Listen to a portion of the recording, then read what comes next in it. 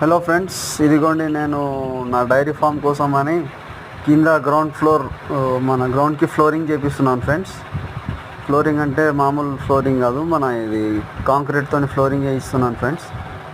చూడండి, ఇది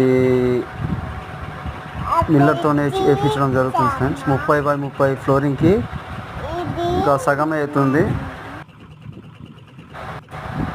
సగమే ఫ్లోరింగ్ అయింది. ఎంత ఫ్లోరింగ్కి ఎంత డస్ట్, ఎంత మెటీరియల్ పడ్డది అనేది మీకు ఫుల్గా కంప్లీట్ అయినప్పుడు చెప్తాను ఫ్రెండ్స్. అది కంప్లీట్ అయినప్పుడు దానికి మెటీరియల్ ఎంత పడ్డది, ఎన్ని సంచుల సిమెంట్ పడ్డది, 30x30 ఫ్లోరింగ్కి ఎన్ని సంచుల సిమెంట్ పడ్డది, ఆ సిమెంట్ వేయడానికి ఎంత తీసుకున్నారు, అన్ని ఖర్చు ఎంత వచ్చింది అనేది, గ్రౌండ్కి ఫ్లోరింగ్ చేయడానికి ఖర్చు ఎంత వచ్చింది అనేది మీకు నేను ఎండ్లో చెప్తాను ఫ్రెండ్స్. అంతవరకు ఈ ఛానల్ని సబ్స్క్రైబ్ చేసుకోండి.